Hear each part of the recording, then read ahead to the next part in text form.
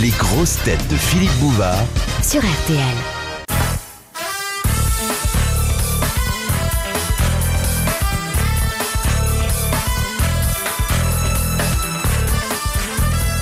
Question de... Je trouve qu'on est au-dessus des questions. Voilà. Ouais, c'est vrai que vous... Notre niveau à nous est bien supérieur à ce qu'on nous pose. Je vais vous dire plus, vous ne répondez pas aux questions, vous les sublimez. Oui, c'est ça.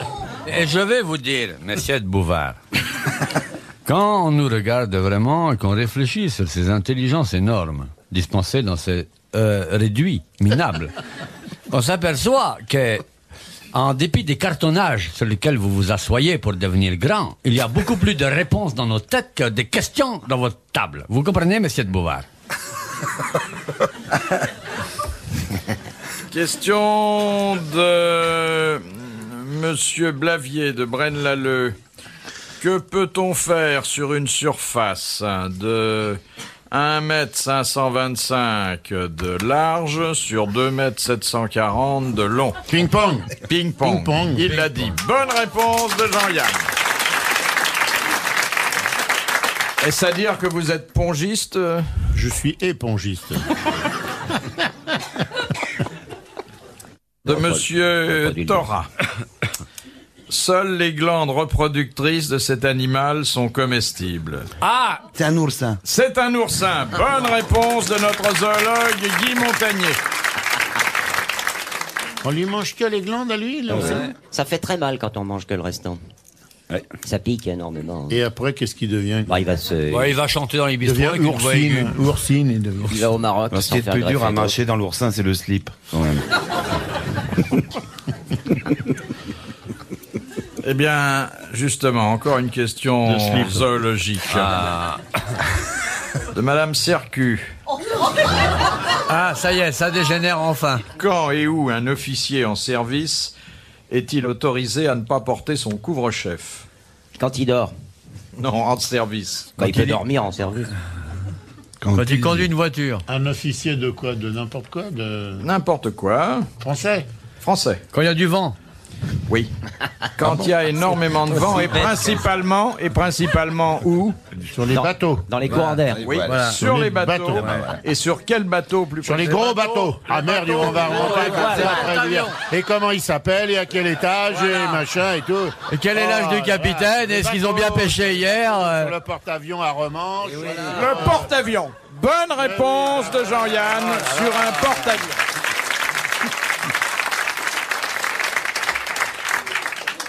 Oh, c'est une question trop simple, ça, quand même. C'est idiot, ça. Trop simple, vous n'y avez pas répondu. Bah non, parce que moi, je ne réponds qu'aux choses Non mais sur les compliquées. bateaux, je vous signale que les mecs n'ont pas le droit non plus d'avoir une chéchia en étant à cheval.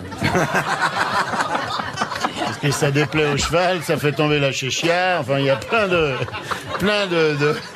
militaires qui sont mal à l'aise sur les bateaux.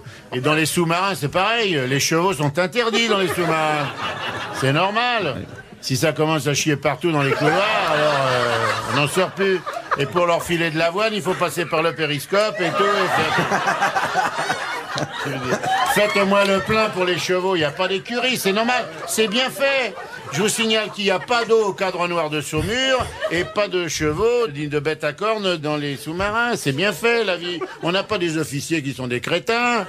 On a un ministre de l'armée, là, je ne sais même plus comment il s'appelle, qui a fait l'éducation nationale. Les compétences sont respectées, c'est normal.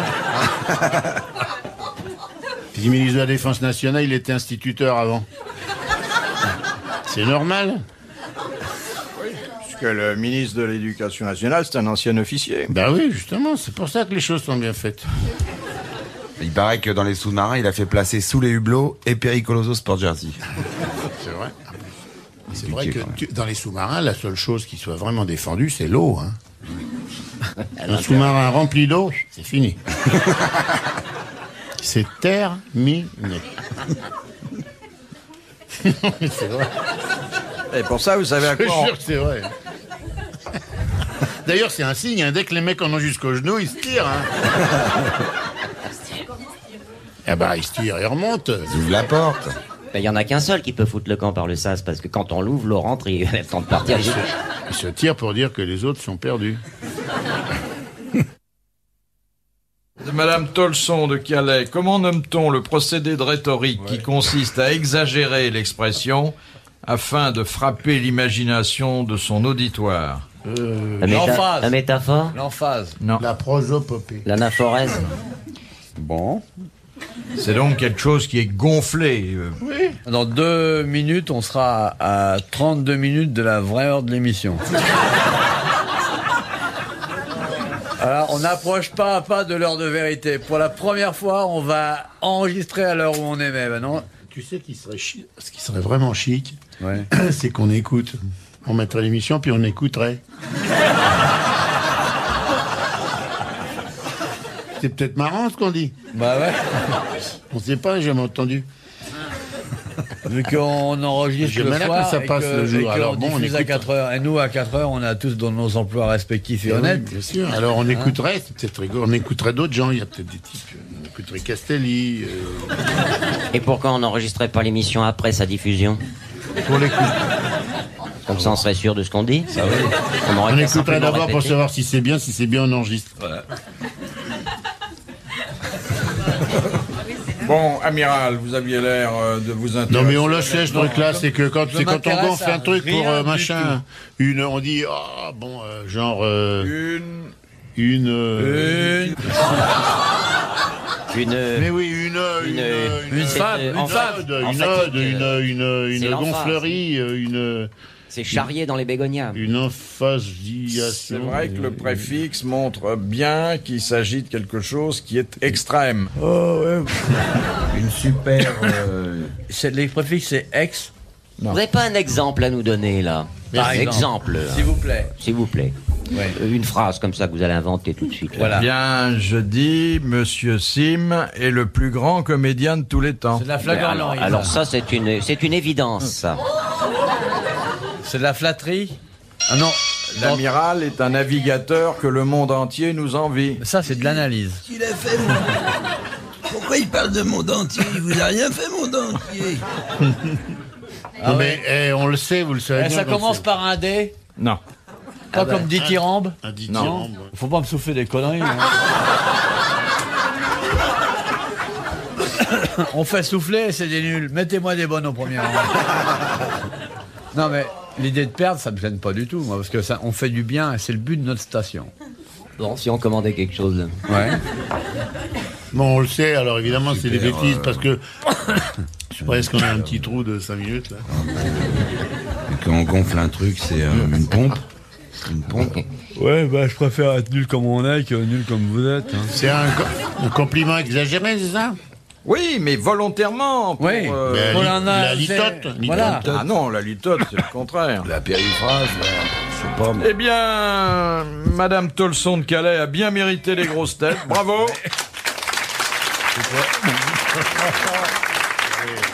Car ce procédé de rhétorique qui consiste à exagérer l'expression afin de frapper l'imagination de l'auditoire, c'est l'hyperbole. Ah oui, c'est un type qui a de la chance, quoi. Hyperbole. Ouais, c'est intéressant votre truc. quoi. De Monsieur Dessin de la Houssoie, à quoi sert un échalas? Pour les vignes. Et Chala, Oui, les vignes. chanter, mais- l'heure de la Une sortie. échelle sur laquelle Ah non. on accroche des plans de vignes. Bon, alors, C'est des tuteurs, la mais façon là, de dire ce sont le des membre, tuteurs. le membre Tuteurs, faible oui. du végétal croissant et qui n'a pas du mal à rester droite. Vous comprenez, monsieur Bouvard? Oui. Non, non, l'Échala, c'est une chanteuse qui chante à l'heure de la sortie. L'Échala, l'heure de la sortie. L'école est finie. L'école est finie. L'Échala. Donc, le mot qu'il fallait prononcer l'a été par l'amiral, c'est un tuteur Voilà, ça c'est un bon soufflette, ça. destiné à soutenir une plante grimpante. D'autant que ça s'appelle, moi j'ai dit échelle, ça s'appelle échala, mais il verra pas le rapport. Alors, C'est pas une échelle, c'est un c'est tuteur. double Voilà. avec, les Eh, trucs mais comme non, c'est pas un tuteur double, c'est souvent un tuteur simple. Voilà. Or, essayez de monter après un tuteur simple, hein. Bon, c'est pas- bonne c'est réponse pas de facile. l'amiral. Oui, alors.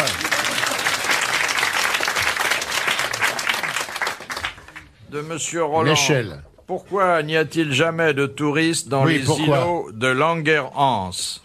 Parce que les mecs parlent pas l'errance. Voilà. Langerhans. Parce qu'ils sont sous-marins. Non. Parce qu'ils sont. Il n'y a pas d'îlot de Langerhans. Si. Parce qu'il y a des îlots qui sont dans les poumons. Oui. Bonne réponse de Jean-Yann. Comment vous saviez ça? De temps en temps, j'essaie 2-3 trucs, je ferme ma gueule parce que sans ça, alors la mission durait 20 minutes, vos cartons, vous auriez obligé de pleurer, j'en veux d'autres. Alors moi, de déconner, gna gna gna, et machin, c'est des échalas, et c'est pas des tuteurs, et des trucs, faut faire croire que...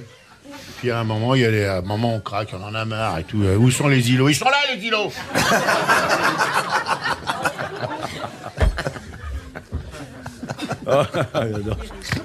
Qu'est-ce qu'on vient faire là, finalement? Question de Monsieur Nivelle.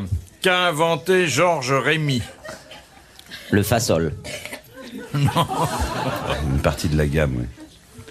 Georges Rémy, plus connu, je vous l'accorde, sous un pseudonyme, d'ailleurs transparent. C'est des trucs comme ça, ils vont chercher les machins. Il a inventé Qui a inventé de transparent. Albert von Broek-Gros, alors je sais pas quoi, plus connu sous le nom de Gutenberg. Alors évidemment, si on connaît pas le nom du mec, alors il joue. En quelle année? Il y a longtemps? Au début du siècle. Et qu'est-ce qu'il a inventé? Enfin, au début du siècle, non, vers 1930. Hein, 1930. Les plaques d'immatriculation. Il est mort il y a peu de temps d'ailleurs, il a dû mourir il y a 3-4 ans. Il est mort à Paris? Non, il est mort à Bruxelles. Le laser, un truc comme ça. Le Belge inventant le laser. Il a inventé un objet? C'est un objet? Pas dit un Belge. Non, c'est... C'est pas un objet. C'est plus qu'un objet. Un principe. Non, Un moyen de transport? non. Quelque chose qui a eu 50 ans durant un énorme succès et qui continue d'ailleurs. La loterie nationale? La bande dessinée?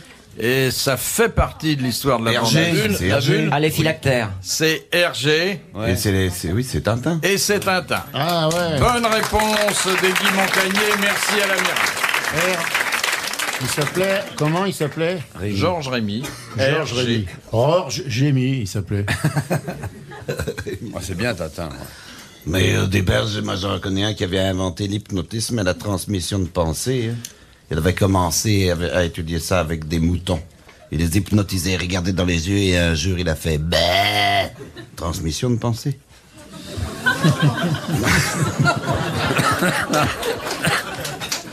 Question de Il parlait mouton, le mec. Monsieur Stéphane Père de Tresse. Quel fut le seul survivant de l'éruption de la montagne Pelée le 8 mai 1902 et pourquoi? Un footballeur? Non, un prisonnier. Un prisonnier. Il était dans un cachot mal aéré et les gaz ne sont pas parvenus jusqu'à lui. Bonne réponse de l'amiral. De Madame Kliba. Sous quel nom est plus connue la bataille des 3 empereurs? Bon. Il y avait 3 empereurs sur le champ de bataille. Austerlitz. Bonne réponse de Guy Montagnier. T'as même pas fait 20 secondes, un truc comme ça. Bataille des 3 empereurs, mon pote, hop, crac. Bravo, mon petit gars. Bah, on va pas traîner. Tu l'as massacré, le boubou. Tu l'as flingué, black. Il se disait, je vais faire 10 minutes avec ça. Non, pas 10 minutes, au bout Et de les 3 mecs vont me minutes. dire Saint-Pardoux et Gâtine dans les Deux-Sèvres et Amiens et machin, non. Austerlitz, plaque. Il connaît admirablement l'histoire, monsieur Montagnier. Ah oui. L'histoire et D'abord, les il a la animaux. mort, là. Oui, oui, oui. Il aura pas assez de carton, c'est ça qu'il mine. Monsieur, j'ai des réserves, vous savez. Il va tellement vite, dans 30 secondes, il va dire qui a dit. Parce que quand il a plus rien, il dit qui Il a essaie de dit. gagner du temps. Qui a dit dira. Célèbre proverbe. Question de monsieur Longuet. Dans quel cas la présence de 2 médecins est-elle requise pour constater un décès? Suicide. Si on veut faire Quand l'un match des deux- de boxe, le médecin. Assassinat. Non, Quand le mort est un médecin. non, Quand il y a autopsie. non. Quand le mort est encore vivant. Bah oui, le temps qu'il meurt, il joue aux cartes, donc il en faut 2. Quand le mort est dépecé et vendu aux enchères. Oui, bien c'est ça. Quand il y a prélèvement d'organes, mais enfin votre définition est un petit peu hardie. Bonne réponse de l'amiral. Il y a un truc aussi. Il y a un truc aussi où il y a Je connais toujours. un mec qui prélevait des organes sur l'autoroute pour les boucheries Bernard. Ouais. La vie est affreuse. Hein. C'est pas belle, la vie. Vous vouliez dire quelque chose? Non, je disais que dans certains cas, il y a 2 médecins qui constatent la mort, quand les médecins sont frères siamois.